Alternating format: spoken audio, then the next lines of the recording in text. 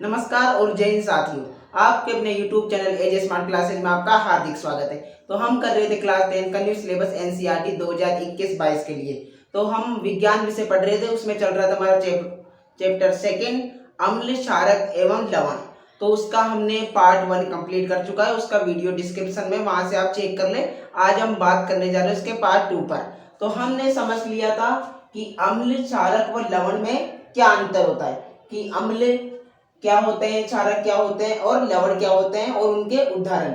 हमने इसका बेसिक समझ लिया था। आज हम बात करने जा रहे हैं इसके आगे के चैप्टर पर, सूचक पर। तो इसके आगे का टॉपिक क्या आता है, सूचक। तो सूचक क्या होता है, तो हम यहाँ डेफिनेशन से समझे कि सूचक किसी दिए गए विलयन में अम्ल व क्षारक की उपस्थिति दर्शाते हैं। क्या दर्शाते हैं? अम्ल व क्षारक की उपस्थिति। कि कोई भी या जलीय विलयन हो, उसमें अम्ल व क्षारक की उपस्थिति कितने है, मतलब अम्ल की कितनी मात्रा है और क्षारक की कितनी मात्रा है, उसका पता किससे लगता है? सूचक से। तो आप इसकी डेफिनेशन याद कर ले कि सूचक किसी दिए गए विलयन में अम्ल व क्षारक की उपस्थिति दर्शाते हैं। उसके बाद आगे समझे, इनका रंग या गंध अम्लीय क्षारक माध्यम में होता है। जो इनका रंग और गंध है वह अम्लीय व क्षारक माध्यम में होता है। किनका? सूचक का। तो सूचक अम्ल व क्षारक की उपस्थिति बताने वाले तत्व होते हैं।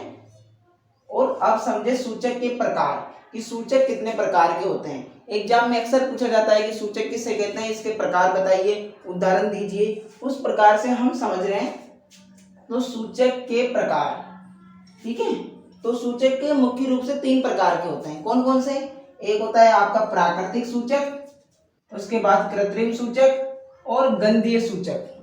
इसमें से 2 तो मोस्ट इंपोर्टेंट है और लास्ट का आपका है गंधीय सूचक, ठीक है। अब समझे प्राकृतिक सूचक, जो नाम से ही है, जो प्राकृतिक रूप से प्राप्त होता है। प्राकृतिक सूचक जिसमें देखे जाए तो ये पौधों में पाए जाते हैं। तो पौधे क्या होते हैं? पौधे हमें प्रकृति से प्राप्त होते हैं। तो प्रकृति से चीज प्राप्त हो रही है, वही होती है प्राकृतिक सूचक। तो ये पौधों में पाए जाते हैं, जैसे लिटमस हुआ, लाल पत्ता गोभी हुई, और ये आपका हाइड्रेंजिया का पौधा, हाइड्रेंजिया पौधे का फूल हुआ, और हल्दी हुई। सभी एकदम प्राकृतिक है। तो प्राकृतिक सूचक क्या होते हैं? पौधे में पाए जाते हैं। एग्जाम्पल हम दे दिए, लिटमस, लाल पत्ता गोभी, हाइड्रेंजिया पौधे का फूल और हल्दी। ये क्या होते हैं? ये हमारे प्राकृतिक सूचक होते हैं। इसके बाद समझे हम कृत्रिम सूचक, यानी जो संश्लेषित रूप से मानव द्वारा बनाए जाते हैं। अब समझे तो ये रासायनिक पदार्थ होते हैं। तो रासायनिक पदार्थ तो प्रकृति से प्राप्त होते नहीं, ये तो मानव द्वारा ही बनाए जाते हैं। तो रासायनिक पदार्थ क्या होते हैं? कृत्रिम सूचक। मतलब मनुष्य द्वारा जो केमिकल तैयार किए जाते हैं, जिससे विलयन में हम ये चेक कर सके कि अम्ल व क्षारक की उपस्थिति कितनी है, वो कहलाते हैं हमारे कृत्रिम सूचक। तो ये रासायनिक पदार्थ हैं, जैसे कि आपका हुआ मेथिल ऑरेंज और फिनोल्फथेलिन। ये आप 2 नाम याद रखें, एग्जाम की दृष्टि से बहुत ही महत्वपूर्ण है। अक्सर पूछा जाता है कृत्रिम सूचक के उदाहरण दीजिए, तो आपको ये उदाहरण याद रखने पड़ेंगे। उसके बाद हम समझे गंधीय सूचक।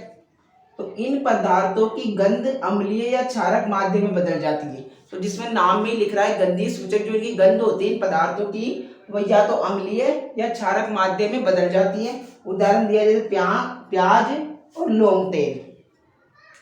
तो प्याज और लौंग तेल गंधीय सूचक के उदाहरण है। ये भी एग्जाम की दृष्टि से महत्वपूर्ण है, इसलिए आप इन्हें भी याद करें, ठीक है। एक बार फिर इस चार्ट को समझ लेते हैं और आप ये नोट कर ले, ये एग्जाम की दृष्टि से आपके लिए महत्वपूर्ण है और एकदम नोट्स टाइप के, आप इन्हें कॉपी कर सकते हैं और एग्जाम के वक्त इन्हें पढ़ भी सकते हैं।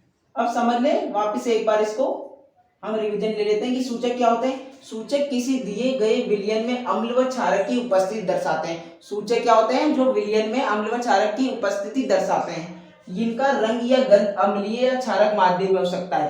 क्या हो सकता है? इनका रंग व गंध अम्लीय व क्षारक माध्यम में हो सकता है। सूचक का प्रकार 3 प्रकार के होते हैं, प्राकृतिक सूचक, आपका कृत्रिम सूचक और गंधीय सूचक। प्राकृतिक जो प्रकृति से प्राप्त होते हैं, जिसमें प्रकृति मतलब पौधे में पाए जाते हैं, लिटमस, लाल पत्ता गोभी, हाइड्रेंजिया पौधे का फूल और हल्दी। उसके बाद कृत्रिम सूचक, ये रासायनिक पदार्थ होते हैं, इसमें आपका मेथिल ऑरेंज और फिनोल्फथेलिन। उसके बाद गंधीय सूचक, इन पदार्थों की गंध अम्लीय या क्षारक माध्यम में बदल जाती है, जैसे प्याज और लौंग तेल। तो ये इस तरीके से हमने सूचक और सूचक के प्रकार समझ लिए। अब कुछ सूचकों में समझ लेते हैं कि अम्लीय और क्षारक की ये हमारे जो बुक में सारणी दी है, सारणी से हम समझ लेते हैं। हाँ तो साथियों, अब इसके बाद हम सीख लेते हैं, सारणी को समझ लेते हैं बिल्कुल सही तरीके से। उसके बाद आपको ये तीनों सूचक एकदम क्लियर हो जाएंगे कि इनमें अंतर क्या है और ये क्या होते हैं। यहाँ आप देखें तो आपको ये सारणी दिखाई दे रही होगी, ये भी आप नोट कर सकते हैं। मैं आपको इसको एक बार समझा देता हूँ। तो यहाँ आपके फर्स्ट नंबर पे आपको सूचकों के नाम दे रखे हैं। आपके प्राकृतिक सूचक हैं जिसमें आते हैं लिटमस, लाल पत्ता गोभी का रस, हल्दी, हाइड्रेंजिया का पौधे का फूल। उसके बाद आपके कृत्रिम सूचक है जिसमें आपका है फिनोल्फथेनिल और आपका मेथिल ऑरेंज। और आपके जो गंधक के सूचक है उसके आपका नाम देखें प्याज का रस, वेनिला और लौंग का तेल।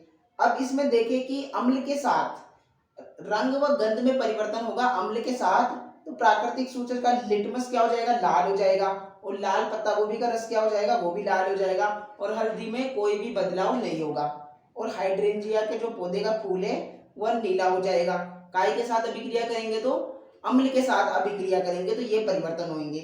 और देखिए कृत्रिम में तो उसमें क्या होगा, जो फिनोल्फथेनिल है वह रंगहीन हो जाएगा। क्या हो जाएगा, रंगहीन, बिना किसी रंग के। और मेथिल ऑरेंज क्या हो जाएगा, लाल हो जाएगा अगर अम्ल के साथ अभिक्रिया हम करते हैं तो।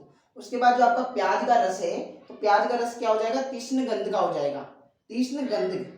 और वेनिला की समान गंध रहती है और लौंग के तेल की भी समान गंध रहती है अम्ल के साथ अभिक्रिया हम करें तो इस प्रकार से कोई परिवर्तन नहीं होगा अधिक। अब उसके बाद हम समझ लेते हैं कि अगर क्षारक के साथ अभिक्रिया करें तो इनमें क्या अंतर होता है या क्या फर्क पड़ता है। तो जो हमारा लिटमस है वो तो नीला हो जाएगा, हमने पहले भी पढ़ा था कि लाल लिटमस को नीला कर देते हैं क्षारक। उसके बाद जो हमारा लाल पत्ता गोभी का रस होगा वो तो हरा हो जाएगा। और हल्दी क्या हो जाएगी, लाल हो जाएगी। और हाइड्रेंजिया के पौधे का फूल क्या हो जाएगा, वह गुलाबी हो जाएगा। और हमारा फिनोल्फथेनिल था वो क्या हो जाएगा, क्षारक के साथ अभिक्रिया पर वह गुलाबी हो जाएगा। और मेथिल ऑरेंज भी पीला हो जाएगा, मेथिल ऑरेंज क्या हो जाएगा, पीला हो जाएगा। अब समझे प्याज के रस में क्या फर्क पड़ेगा, कोई गंध नहीं होती। और वेनिला में कोई गंध नहीं होती, लौंग के तेल में भी कोई गंध नहीं होती। इस प्रकार ये सारणी में हम समझे थे कि जो हमारे तीनों प्रकार के सूचक हैं, प्राकृतिक, कृत्रिम और गंधक, इन तीनों की अम्ल व क्षारक के साथ अभिक्रिया करें तो उनमें क्या फर्क पड़ेगा या क्या अंतर होगा या उसमें रंग गंध में क्या चेंज आएंगे, वो हमने समझ लिए सारणी के माध्यम से। तो ठीक है, आज हमने सीखा सूचक किसे कहते हैं और सूचक के प्रकार और सूचक के प्रकारों का अगर हम अम्ल व क्षारक के साथ अभिक्रिया करें तो उनमें क्या बदलाव होता है। तो आज की वीडियो में हमने ये सीखा। अब अगले वीडियो में हम अम्ल की अभिक्रिया विभिन्न तत्वों के साथ करके देखेंगे, क्षारक की अभिक्रिया भी करके देखेंगे। इसलिए आप हमसे जुड़े रहें और आगे की वीडियो देखने के लिए और चैनल पर जुड़े रहने के लिए चैनल को सब्सक्राइब कर दें। आपसे हमारी यही उम्मीद है। धन्यवाद। जय हिंद, जय भारत। पढ़ते रहिए, आगे बढ़ते रहिए।